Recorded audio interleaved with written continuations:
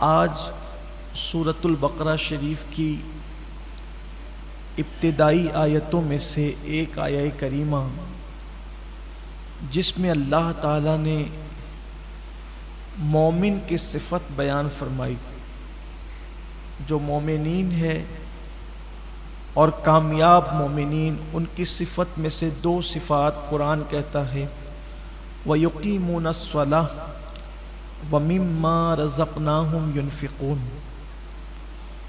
کہ وہ نماز کو قائم کرتے ہیں اور اللہ کی دی ہوئی روزی سے اللہ کی راہ میں خرچ کرتے ہیں۔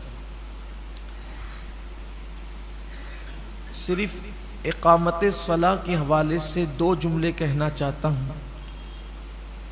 پورے قرآن میں کہیں بھی قرآن نے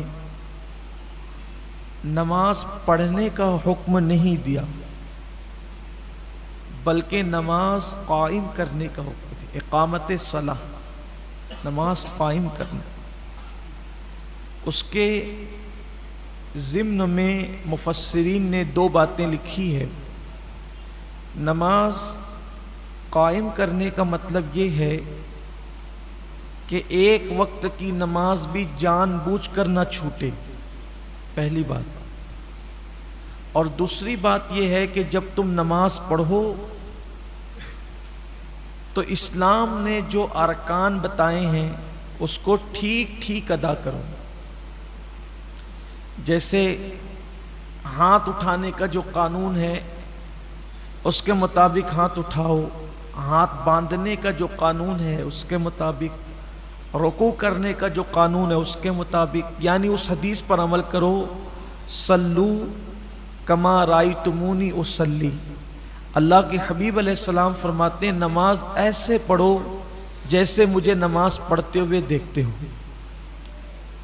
اب آپ دیکھ لیں نماز کی حالت میں کسی کے ہاتھ یوں ہوتے ہیں، کسی کے ہاتھ یوں ہوتے ہیں، یعنی جس کی جو مرضی ہے وہ کرتا ہے۔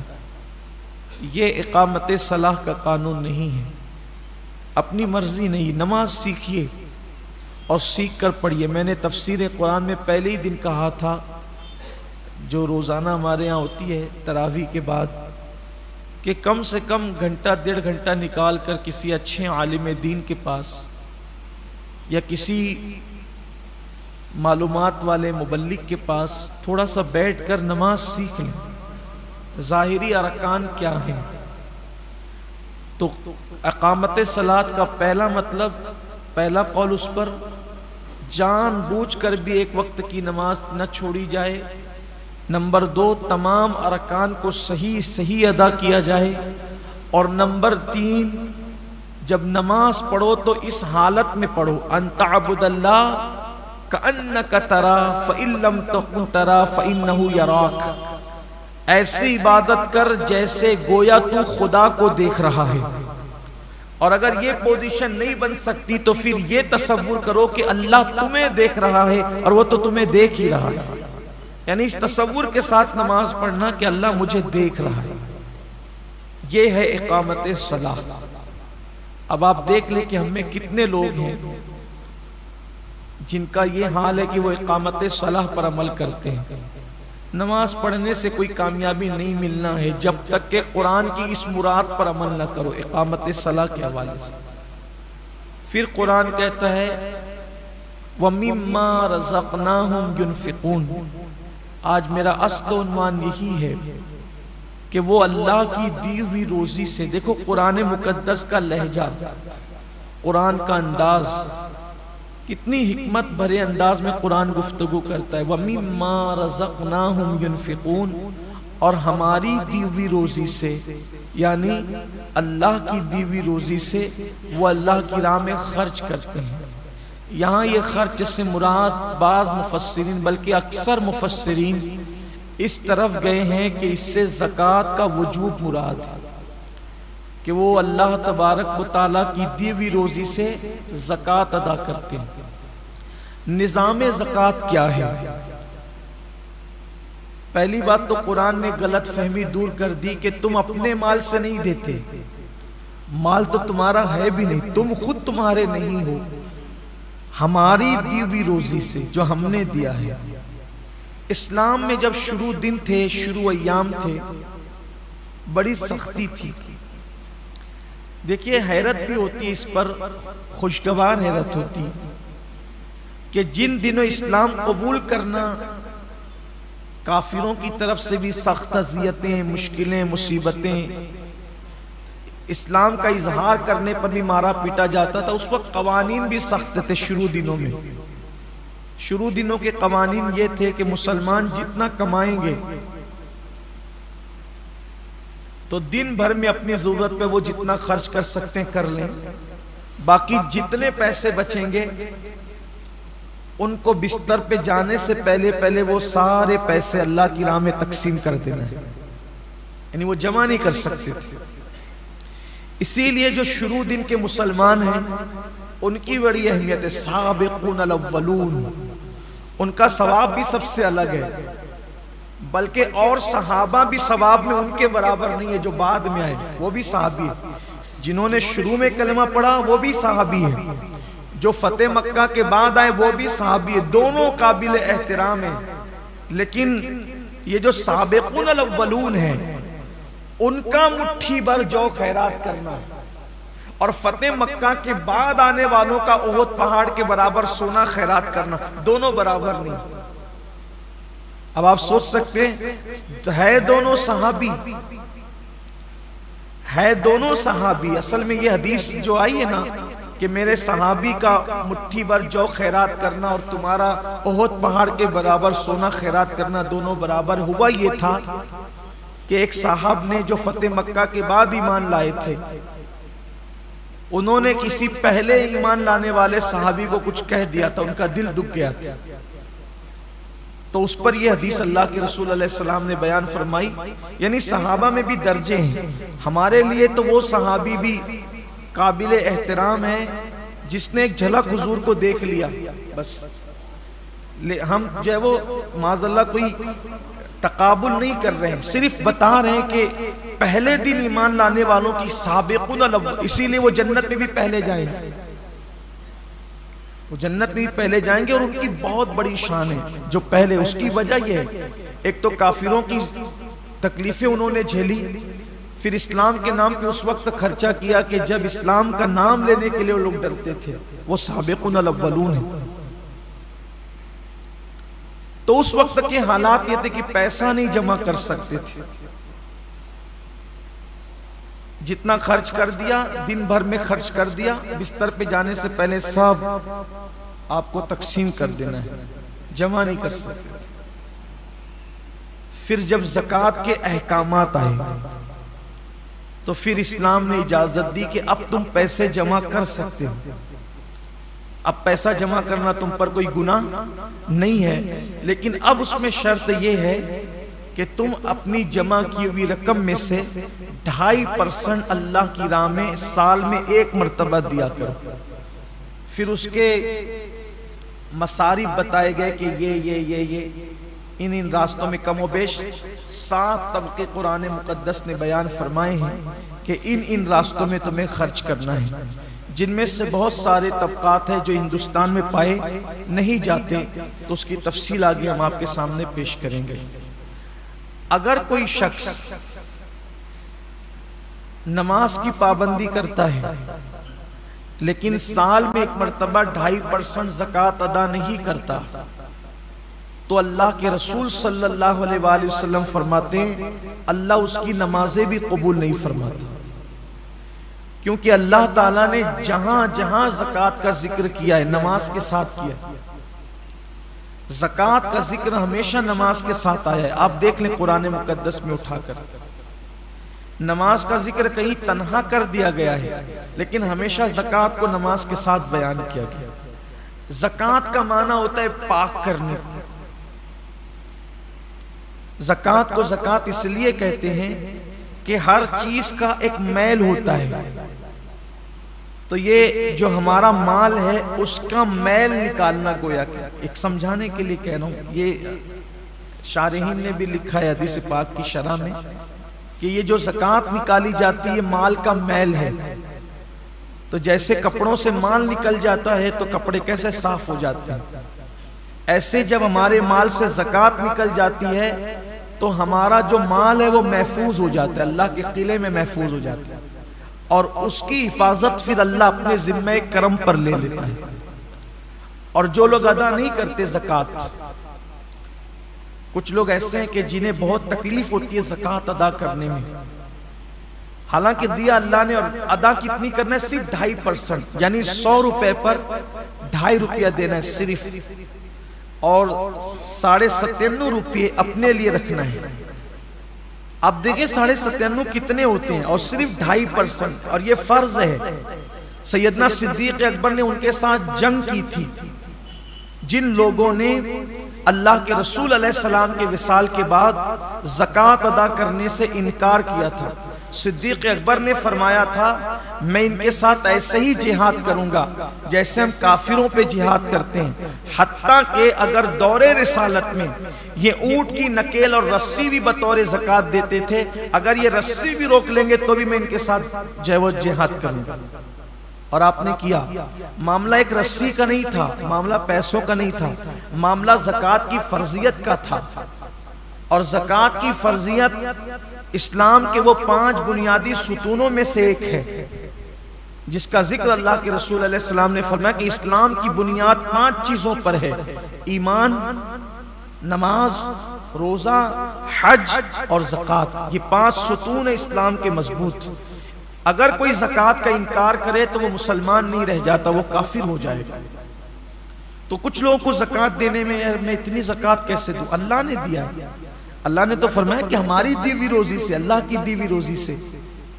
ایک حدیث پاک میں اللہ کے حبیب علیہ السلام کا فرمان ہے، قیامت کے دن لوگ دیکھیں گے کہ ایک بہت بڑا اژدہا ہے جس کی آنکھوں سے آگ نکل رہی ہے، اور جس کے دانت لوہے کے ہیں، لوہے کے دانت ہیں اس کے، اور آگ اس کی آنکھوں سے نکل رہی ہے۔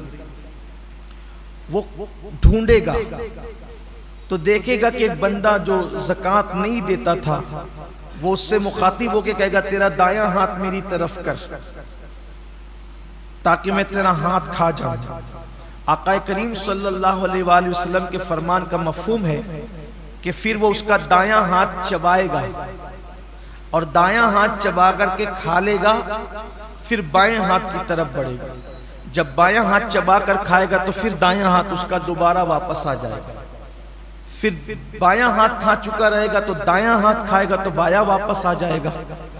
اور جس وقت وہ اژدہا جس کی آنکھوں سے آگ نکل رہی ہوگی اور دانت اس کے لوہے کی ہوں گے، وہ بھی جہنم کے بنے ہوئے لوہے کے، تو وہ جب چبا رہا ہوگا تو اس کی چیخ ایسی نکلے گی کہ اس کی چیخ نکلنے سے پورا میدان محشر کانپ جائے گا۔ آپ سوچیں وہ چیخ کیسی ہوگی کہ پورا میدان محشر کانپ جائے گا۔ تو پوچھا جائے گا یہ کس کی چیخ ہے؟ تو ارشاد ہوگا کہ یہ اس کی چیخ ہے کہ جو دنیا میں زکوٰۃ ادا نہیں کرتا۔ میدان محشر کوئی چھوٹا موٹا تو نہیں ہوگا، ہمارے کھیل کے گراؤنڈ کی طرح یا ہندوستان کے میدانوں کی طرح تو نہیں ہوگا۔ میدان محشر اولین اور آخرین سب جمع ہوگے، اس کی چیخ کتنی بلند ہوگی اس دن کہ پورا میدان محشر کانپ جائے گا، کتنی دردناک چیخ ہوگی زکوٰۃ نہیں دینے والوں کا۔ اچھا یہ کسی مولوی کی ڈرانے کی باتیں نہیں ہیں، نہ کسی سیاسی لیڈر کا قول ہے، یہ صادق الوعد الامین کا فرمان ہے، جس نے اپنی زندگی میں کبھی اپنی مرضی سے کلام ہی نہیں کیا، زبان ان کی ہے، کلام خداوند قدوس کا ہے۔ تو جو وہ شخص جس کا وہ ہاتھ چبا کر کے کھا رہا ہوگا، وہ اژدہے سے پوچھے گا تو کون ہے؟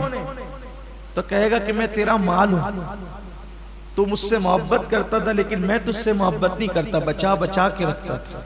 آج مال ہی کی محبت میں لوگ زکوٰۃ نہیں دیتے۔ قرآن مقدس سے خوبصورت سا واقعہ یاد آتا ہے جس کو قرآن نے خود بیان کیا ہے اور مفسرین نے بھی اس کا ذکر کیا ہے۔ مال انسان کو کتنا نیچے گراتا ہے، کتنا گھٹیا سوچ پیدا کرتا ہے انسان کی مال۔ مفسرین فرماتے ہیں قرآن مقدس کی تفسیر میں کہ موسیٰ علیہ السلام کا ایک کزن تھا، کچھ لوگوں نے اس کو خالہ زاد بھائی قرار دیا ہے، لیکن ایک قریبی رشتہ بتایا ہے۔ اس کا نام تھا قارون، اور قارون جو تھا وہ بہت بڑا دولت مند آدمی تھا، مالدار آدمی تھا قارون،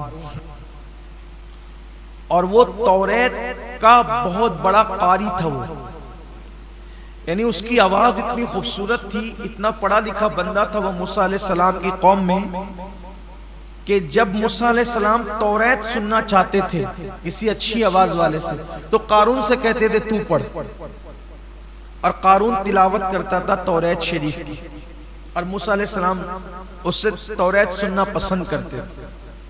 یعنی اس سے پتہ چلا کہ رشتے میں بھی موسیٰ علیہ السلام کا قریبی ہے اور دیندار بھی ہے، بے دین سے تو حضرت موسیٰ توریت نہیں سنیں گے نا، یعنی کس شان کا آدمی تھا قارون، آپ پہلے یہ سمجھ لیں۔ لیکن اللہ نے اس کو بہت دولت دی تھی، مال اس کے پاس اتنا تھا، دولت اس کے پاس اتنی تھی کہ اس کی تجوریوں کی چابیاں کئی جانوروں پہ لاد کر لائی اور لے جائی جاتی تھی۔ اس سے اندازہ ہوتا ہے کہ جس کے پاس چابیاں اتنی ہوگی تو تجوریاں کتنی ہوگی، اور جب تجوریاں اتنی ہیں تو مال کتنا ہوگا، اس دور میں بہت مال ہوگا اس کے پاس۔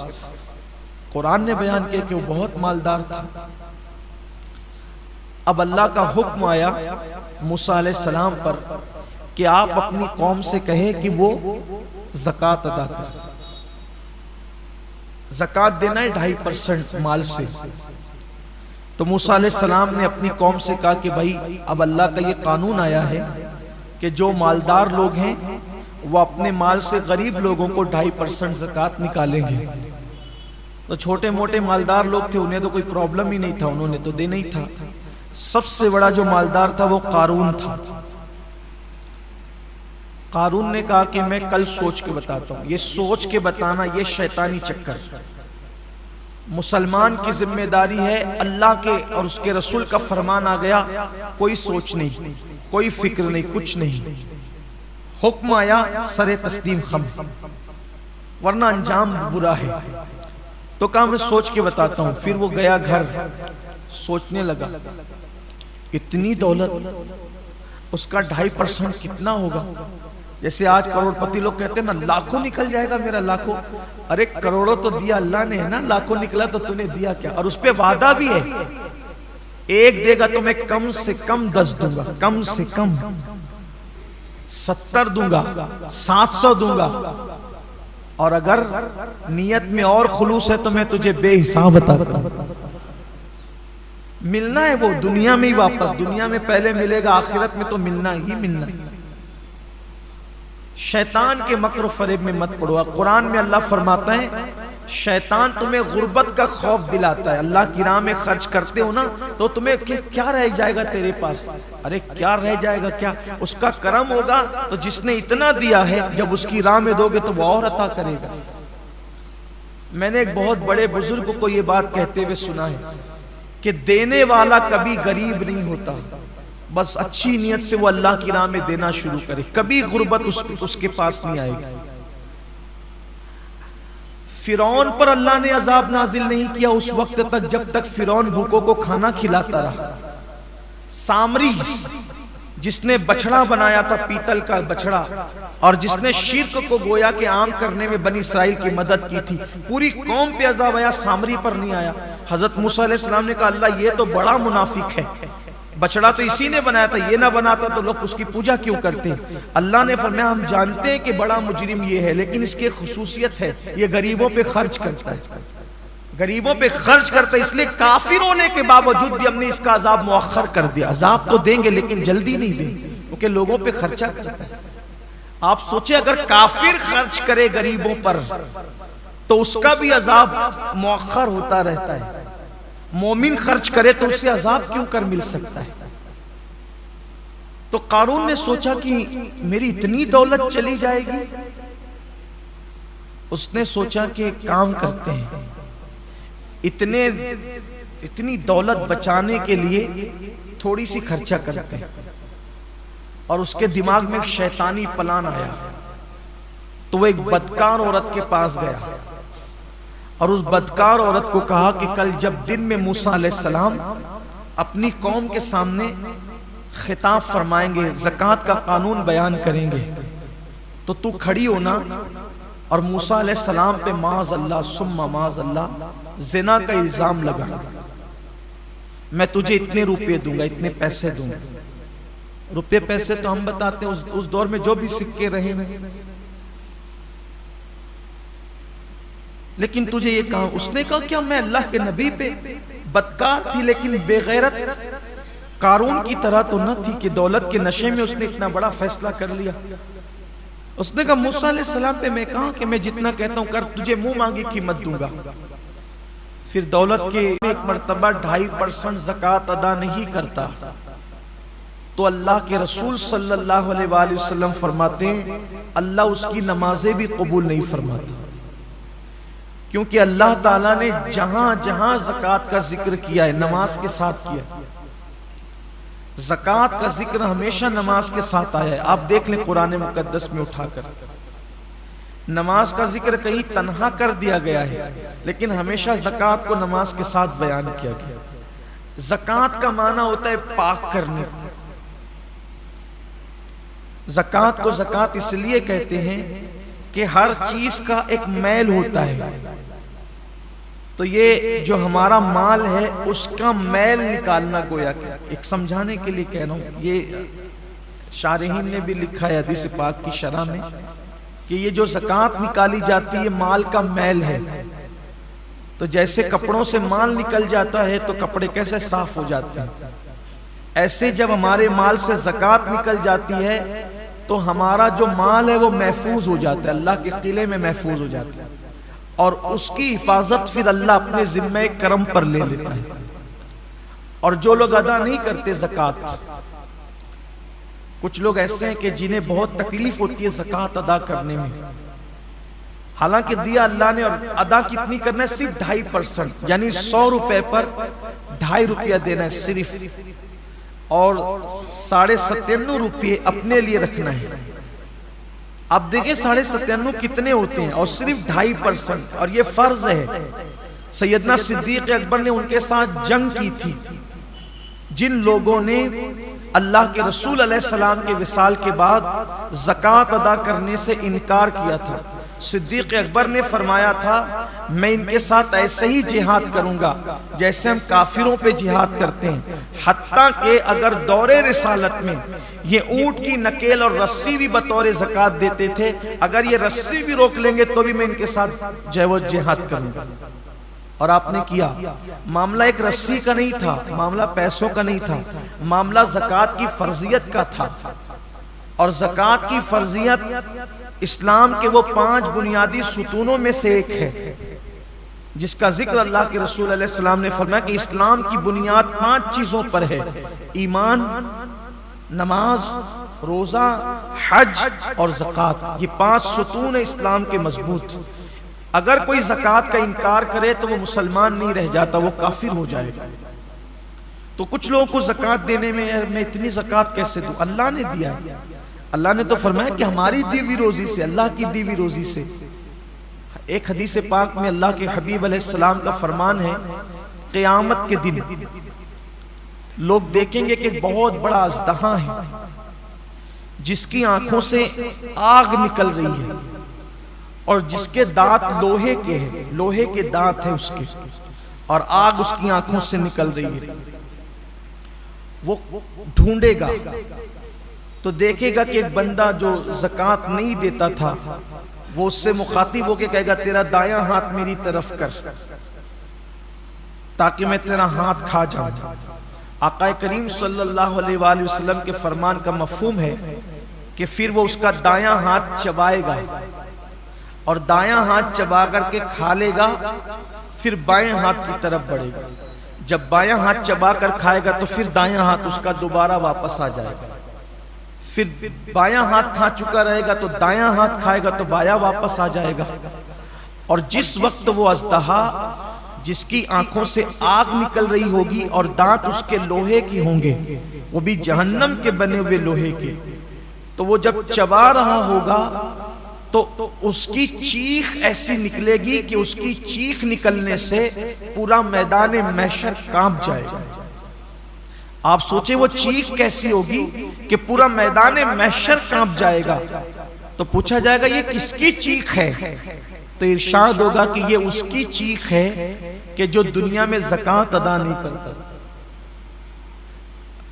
میدان محشر کوئی چھوٹا موٹا تو نہیں ہوگا، ہمارے کھیل کے گراؤنڈ کی طرح یا ہندوستان کے میدانوں کی طرح تو نہیں ہوگا. میدان محشر اولین اور آخرین سب جمع ہوگے.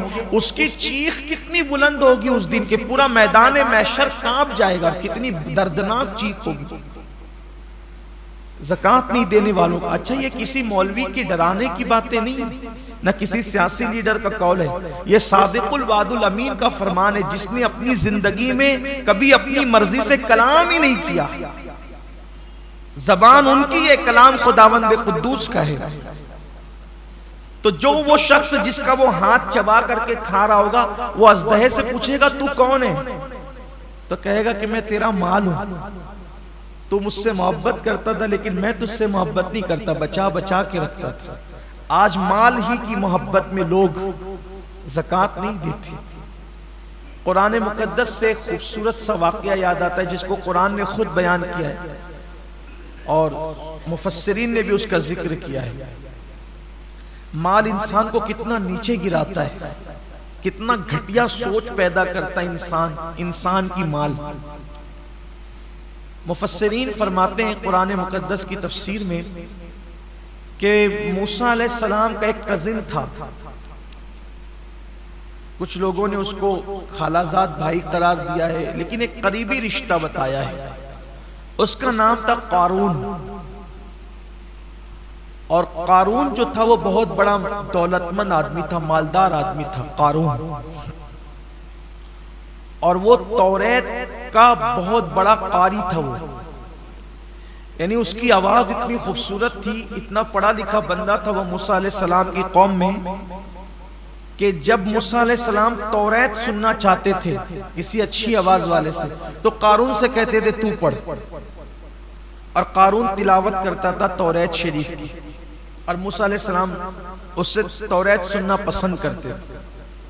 یعنی اس سے پتہ چلا کہ رشتے میں بھی موسیٰ علیہ السلام کا قریبی ہے اور دیندار بھی ہے.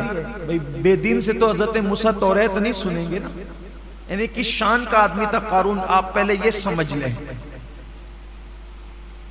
لیکن اللہ نے اس کو بہت دولت دی تھی. مال اس کے پاس اتنا تھا، دولت اس کے پاس اتنی تھی کہ اس کی تجوریوں کی چابیاں کئی جانوروں پہ لاد کر لائی اور لے جائی جاتی تھی. اس سے اندازہ ہوتا ہے کہ جس کے پاس چابیاں اتنی ہوگی تو تجوریاں کتنی ہوگی، اور جب تجوریاں اتنی ہیں تو مال کتنا ہوگا. اس دور میں بہت مال ہوگا اس کے پاس. قرآن نے بیان کیا کہ وہ بہت مالدار تھا.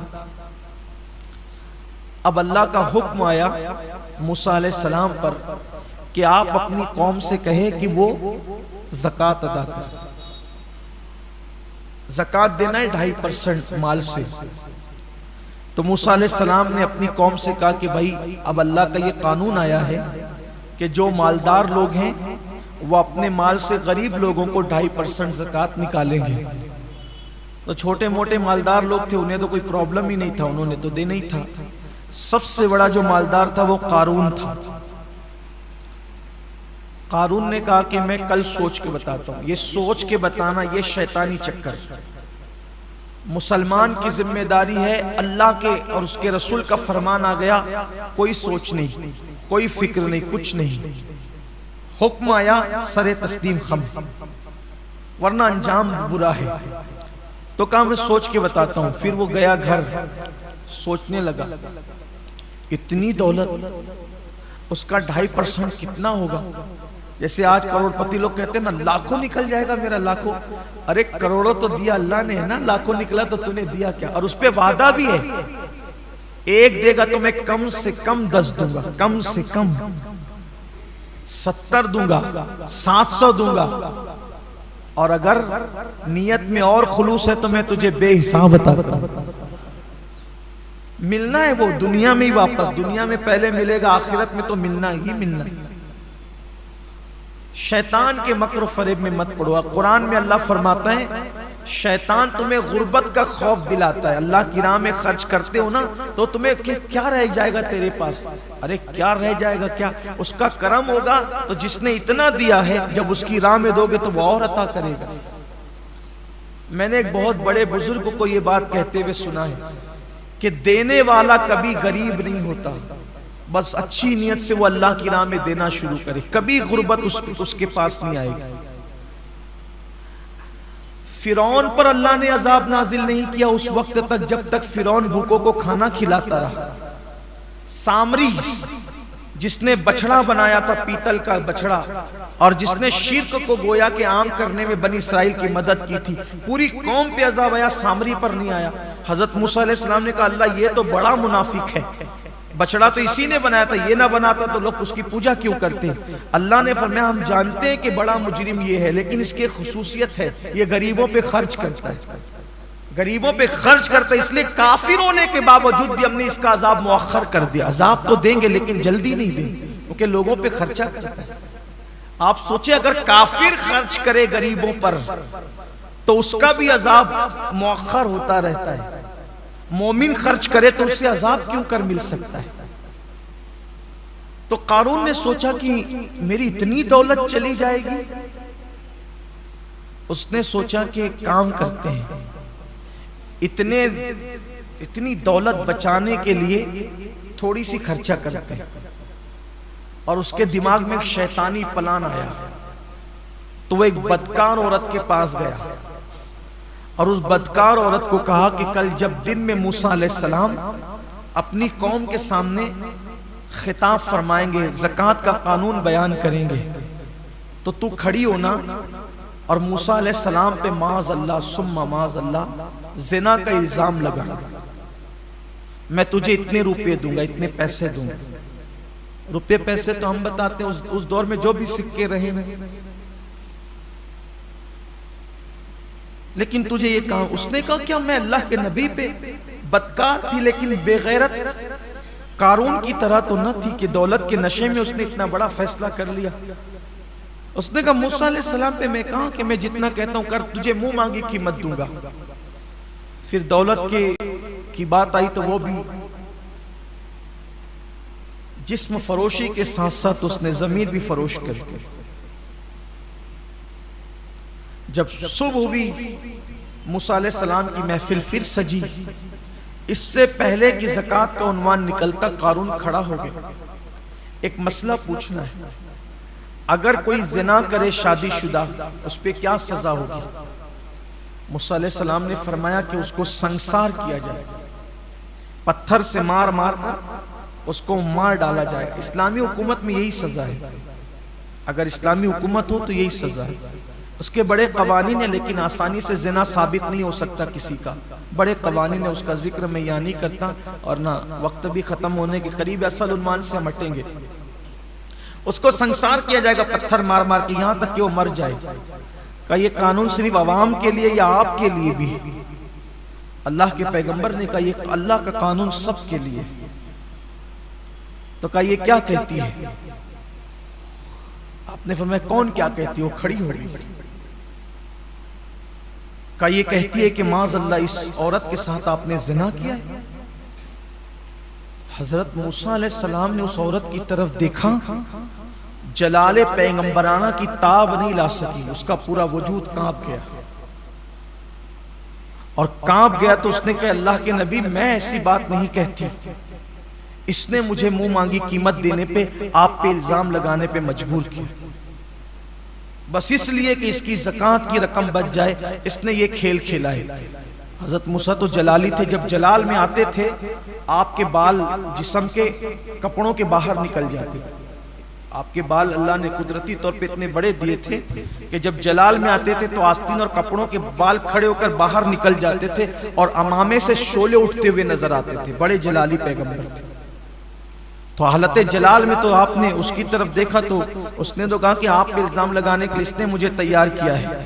آپ نے آسمان کی طرف اسی حالت میں آنکھ اٹھائی، کہا جو تیرے معصوم پر اس طرح کا الزام لگائے صرف زکوٰۃ بچانے کے لیے، اب اس کا کیا انجام ہوگا؟ عذرائے ادب کوئی سزا تجویز نہیں کی، اللہ سے کہا اب اس کا کیا انجام ہوگا؟ اللہ نے کہا یہ تیرا مجرم ہے، تو خود سزا مقرر کرے گا کہ انجام کیا ہوگا۔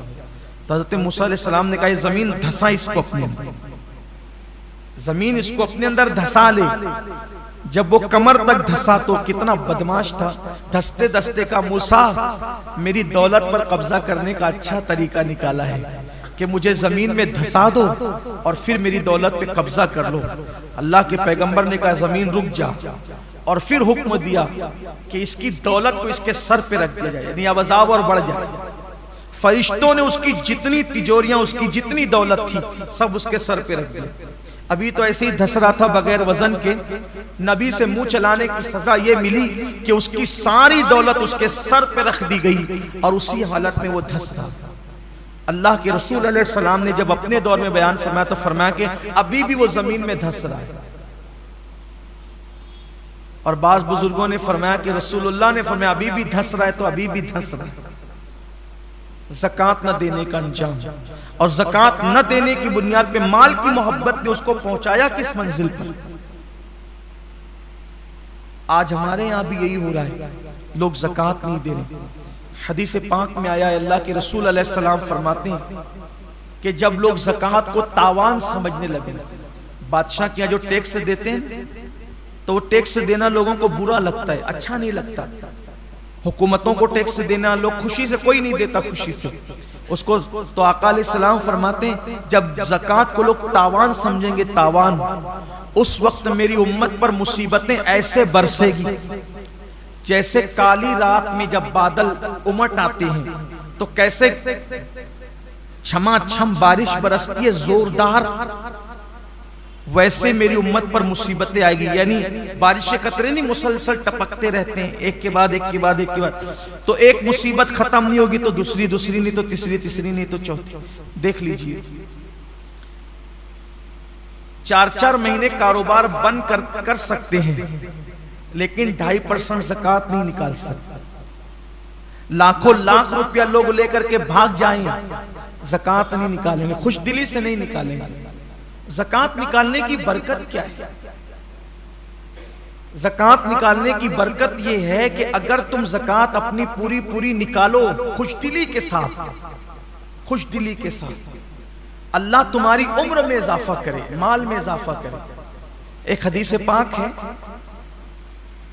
ایک شخص تھا حضرت سلیمان علیہ السلام سے بہت محبت کرتا تھا، معاف کیجئے گا سلیمان علیہ السلام کے والد حضرت داؤد علیہ السلام سے بڑی محبت تھی اس کو، سلیمان علیہ السلام کے والد داؤد علیہ السلام سے بڑی محبت۔ تو داؤد علیہ السلام سے محبت کا اس کا عالم یہ تھا کہ جس دن وہ داؤد علیہ السلام کو دیکھ نہیں لیتا اس کو چین نہیں ملتا تھا، تو وہ ہر دن آتا تھا سلام کرنے کے لیے۔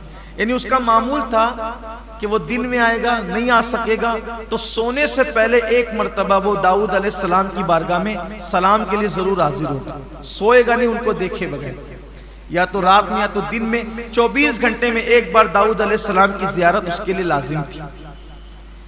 ایک دن اس کی شادی ہو گئی، اب شادی کا دن تھا تو ہر دن آتا تھا سلام کرنے کے لیے، شادی کے دن تو آنا ہی تھا، تو اس نے روزانہ کے معمول کی طرح شادی کی مصروفیات کے بعد بھی وقت نکال کے حضرت داؤد علیہ السلام کی بارگاہ میں آیا، شادی کا سلام کر، دولہا بن گیا تو شادی کا سلام کرنے کیا ہے۔ حسن اتفاق کہ جس دن وہ دولہا سلام کرنے کے لیے آیا اسی وقت حضرت داؤد علیہ السلام کی بارگاہ میں حضرت ملک الموت، موت کا فرشتہ جناب اسرائیل علیہ السلام وہ بھی تشریف لائے ہوئے تھے۔ تو داؤد علیہ السلام بھی اس سے پیار کرتے تھے، جب وہ محبت کرتا تھا تو آپ بھی اس سے محبت کرتے تھے، بہت پرتپاک انداز سے ملے اور اس کو رخصت کیا۔ تو حضرت اسرائیل نے ملک الموت نے پوچھا یہ کون ہے؟ کہ یہ میرا بڑا پیارا ہے اور مجھ سے محبت کرتا ہے، میں بھی اس سے محبت کرتا ہوں۔ اتنا محبت کا معاملہ اس کا کہ جب تک سلام کر نہیں لیتا جب تک سوتا نہیں ہے، اس کا معمول یہ ہے۔ اور آج اس کی شادی ہوئی ہے، تو کہا داؤد اس کی زندگی کے صرف 6 دن باقی رہ گئے، اس سال میں جن لوگوں کی روح قبض کرنے کا مجھے حکم ملا ہے اس میں سے ایک یہ بھی ہے، بس 6 دن کے بعد مجھے اس کے گھر جانا ہے، کیونکہ حضرت ملک الموت ایک دن میں 360 مرتبہ سارے لوگوں کے چہرے دیکھتے ہیں، ایک دن میں 360 بار سب کو دیکھتے ہیں. اس کا وقت یہ نام اس کا ہے میری فہرست میں، اس کا نام ہے ایک دن میں 360 بار موت ہمیں دیکھتی ہے. اور ایک جملہ یاد رکھنا، یہ حضور غوث پاک کا قول ہے، موت سے پہلے نہیں مرو گے، کیونکہ موت انسان کی زندگی کی حفاظت کرتی ہے، موت انسان کی زندگی کو بچاتی ہے، موت انسان کی زندگی کو محفوظ رکھتی ہے. کیوں؟ اس لیے کہ کسی کو مارنا تو موت ہی نے ہے، موت کے سوا اس کو کوئی نہیں مار سکتا. تو جب موت ہی نہ آئے گی تو آئے گا کون؟ بات یہ ہے، مارنا کس نے ہے؟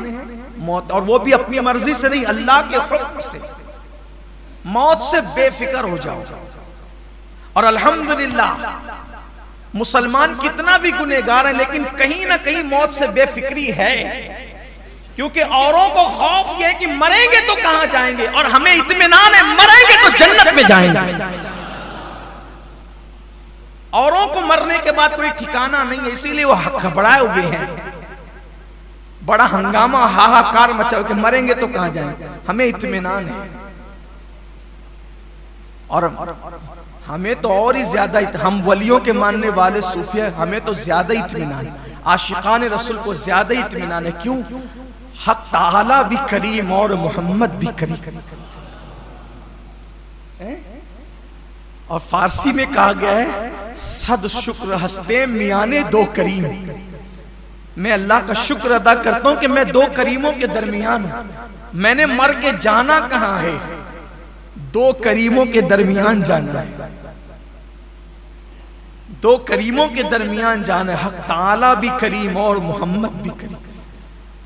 اور کیسے کریم ہے، ماؤں کی محبتیں گھٹنے جہاں ٹیک دیتی ہے اس سے آگے اور کروڑوں درجہ آگے اللہ اپنے بندوں سے محبت کرتا ہے، پیار کرتا ہے.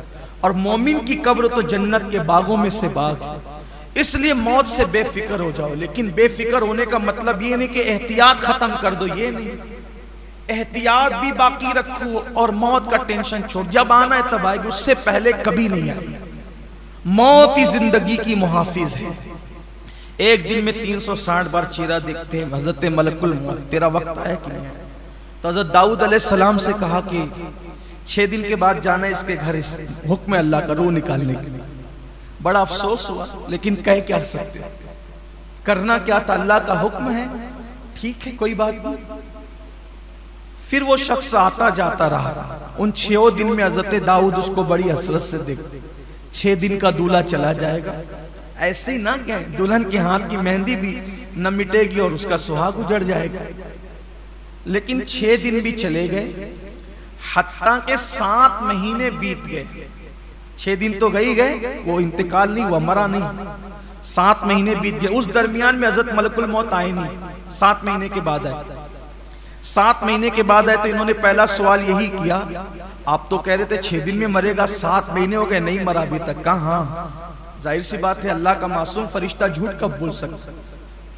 فرشتوں میں رسول ہے، وہ فرشتوں میں رسول ہے. حضرت جبریل، حضرت میکائیل، حضرت اسرائیل، حضرت اسرافیل، یہ لوگ رسول فرشتے ہیں، بہت شان والے لوگ ہیں، یہ معمولی لوگ نہیں ہیں. ان کی بڑی عظمت اور بزرگی ہے. معصوم ہیں وہ لوگ، معصوموں میں معصوم ہیں، فرشتوں میں فرشتے ہیں. فرشتے بھی ان کا احترام کرتے ہیں. تو کہا میں نے جو کہا وہ تو سچ ہی تھا. کہا پھر ہوا کیا مجھے بتا.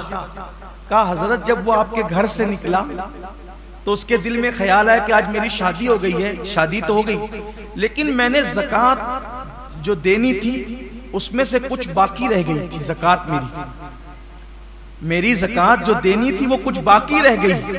تو رستے میں اس کو ایک غریب ملا تو بقیہ اس زکوٰۃ کی رقم اس نے اس غریب کی جھولی میں ڈالی. اس کے 6 دن بچے تھے شادی کے دن، سلام کرنے آیا تھا، زکوٰۃ باقی تھی، شادی کا دن تھا. شادی کی خوشی میں سوچا بھئی زکوٰۃ سے بھی سبکدوش ہو جاؤں، ذمہ داری سے سبکدوش ہو جاؤں. تو جتنی زکوٰۃ کی رقم بچی تھی وہ غریب کی جھولی میں ڈالا. آگے بڑھ رہا تھا، غریب نے کہا اللہ تیری عمر بڑھا دے. اس غریب نے کہا اللہ تیری عمر بڑھا دے. کہا کہ اے اللہ کے نبی داؤد اس کی 6 دن کی عمر اللہ نے اس غریب کی دعا کی برکت سے جس کی جھولی میں زکوٰۃ پڑی، اللہ نے 6 دن کو 60 سال کر دیا، اور 60 سال کرنے کے بعد مزید خوش ہو کے کہا یہ تو وہ 6 دن کی 60 دعا کی وجہ سے کی، 10 میری طرف سے اور بڑھاتا ہوں، اس طرح اس کی عمر 70 سال کرتا ہوں۔ یہ زکوٰۃ کی برکت ہے۔ جن کی جھولیوں میں ڈالتے ہو نا، یہ کوئی معمولی، آپ کروڑوں روپیہ خرچ کر کے 1 سیکنڈ نہیں بڑھا سکتے، ڈاکٹروں کو لاکھوں روپیہ دے کر کے ڈاکٹر کی اوقات نہیں کہ وہ 1 سیکنڈ بڑھا دے، لیکن غریب کی جھولی میں ڈالتے ہو، اس کی دعائیں کسی کی 6 دن کی زندگی 60 سال کر دیتی، اور اللہ پھر مزید اس پہ کرم فرما کر کے 10 اور بڑھا کے 70 سال۔ اور یہ بھی حدیث پاک میں آتا ہے، بعض ایسے بھی ہیں کہ جن کی 3 دن کی زندگی 30 سال کر دی گئی، اور گناہ کرنے کی وجہ سے اللہ رب العزت کے غریب بندوں کا حق مارنے کی وجہ سے 30 سال کی زندگی 3 سال میں سمٹ دی گئی۔ ایک آخری حدیث پاک پیش کر دیتا ہوں، بہت خوبصورت ہے، مجھے بہت پسند آئی یہ حدیث، تو میں نے چاہا کہ میں اس کو آپ کے سامنے پڑھوں۔ جب خوشی کے ساتھ کوئی زکوٰۃ نکالتا ہے، توجہ سے سننا، آپ کو بڑی مسرت ہوگی، یہ اللہ کے رسول کا فرمان ہے۔ آقا علیہ السلام نے خود فرمایا کہ جب کوئی خوشی کے ساتھ اپنی زکوٰۃ نکالتا ہے تو اللہ اس کے نام آسمانوں پہ لکھتا ہے، 7 آسمان، ہر آسمان پہ اس کا نام الگ الگ لکھا جاتا ہے، اور عرش پہ بھی اس کا نام لکھا جاتا ہے۔ دیکھو ہم لوگ اگر اخبار میں نام آئے تو کتنا بڑا بڑا ڈونیشن دیتے ہیں نا، فوٹو چھپے تو کتنا بڑا بڑا ڈونیشن دیتے ہیں، یہاں فوٹو چھپے گا، یہ لیڈر میرا نام لے گا، وہ نام لے گا، وہ نام۔ دیکھو زکوٰۃ خوش دلی سے دینے والوں کے لیے کتنا بڑا انعام ہے۔ میرے آقا سید العالمین صادق و مصدوق فرماتے ہیں، جو خوش دلی کی قید ہے، اس میں تاوان سمجھ کے نہیں، ٹیکس سمجھ کے نہیں، خوش دلی کے ساتھ اللہ کی راہ میں دیں، اس نے دیا تو دے رہا ہوں۔ آقا فرماتے ہیں جو پوری زکوٰۃ خوش دلی کے ساتھ ادا کرتا ہے، پہلے آسمان پہ اس کا نام کریم لکھا جاتا ہے، یعنی یہ شخص کریم ہے۔ دوسرے آسمان پہ اس کا نام جواد لکھا جاتا ہے، تیسرے آسمان پہ اس کا نام مطیع لکھا جاتا ہے، چوتھے آسمان پہ اس کا نام سخی لکھا جاتا ہے، 5ویں آسمان پہ اس کا نام مقبول لکھا جاتا ہے کہ یہ بھی مقبول ہے، اس کے سارے اعمال مقبول ہیں۔ 6 آسمان پہ اس کا نام محفوظ لکھا جاتا ہے، یعنی یہ جہنم کی آگ سے محفوظ ہو گیا، اور 7ویں آسمان پہ اس کا نام مغفور لکھا جاتا ہے، یعنی اس کے سارے گناہ بخش دیے گئے، اور عرش اعظم پہ اس کا نام حبیب اللہ لکھا جاتا ہے، یہ شخص اللہ کا محبوب بن گیا ہے جو زکوٰۃ صحیح طور پر ادا کرتا ہے۔ اس لیے رمضان شریف کا موسم ہے، حساب لگا کر، اور جو حساب میں آئے اس سے کچھ زیادہ زکوٰۃ نکالیے، پوری نکالیے، اور مستحقین کو، پاس پڑوس رشتہ داروں کو، اور ساتھ ہی ساتھ جو مدارس دینیہ دین متین کی خدمت کر رہے ہیں ان کو بھی اللہ نے توفیق دیے تو مضبوط کریں۔ اللہ ہم سب کے حال پہ رحم کرے، اللہ پوری امت پر کرم کی نظر فرمائے۔ پھر آپ سے گزارش کرتا ہوں، سحری اور افطار میں 5-10 منٹ کا ٹائم نکال کے بیٹھیں اور کثرت سے دعا کریں، بالخصوص تمام عالم اسلام کے مسلمانوں کی بلائیں مشکلیں دور ہونے کے لیے دعا کریں۔ کورونا کی وبا، لاک ڈاؤن کی نحوست، یہ سب اس کے خاتمے کے لیے دعا کریں، اس لیے کہ روزے دار کی دعا رد نہیں ہوتی۔ کبھی یہ مت سوچنا میں گنہگار ہوں، میری سنی جائے گی کہ نہیں سنی جائے گی، یہ مایوسی اور محرومی کو اللہ پسند نہیں کرتا۔ اگر تم یقین سے مانگو گے تو اللہ جیسے نیکوں کی سنتا ہے ویسے اللہ گنہگاروں کی بھی سنتا ہے، اللہ سب کی سننے والا ہے۔ یقین کے ساتھ دعا کرو، جہاں اپنے لیے مانگو پوری امت کے لیے مانگو، پوری قوم کے لیے مانگو، اور خاص طور پہ یہ دعا کرو اللہ اسلام اور مسلمین کو پوری دنیا میں غلبہ نصیب فرمائے۔ دعاؤں کا سیزن ہے، خوب دعا کرو، دعا مومن کا ہتھیار ہے، اور دعا کیجئے یہود و نصارہ اور مشرکین اللہ ان سب کو کیفر کردار تک پہنچائے۔ بدر میں اللہ نے جو مشرکین کا انجام فرمایا وہی انجام پوری دنیا کے مشرکین، یہود و نصارہ اور مرتدین کا اللہ فرمائے، اور اللہ بدر میں یوم الفرقان میں اللہ نے جیسے اسلام اور مسلمین کو عروج و ترقی اور عزت سے نوازا، ایسے اللہ تمام عالم اسلام کو عروج، ترقی اور عزت کے دن نصیب فرمائے۔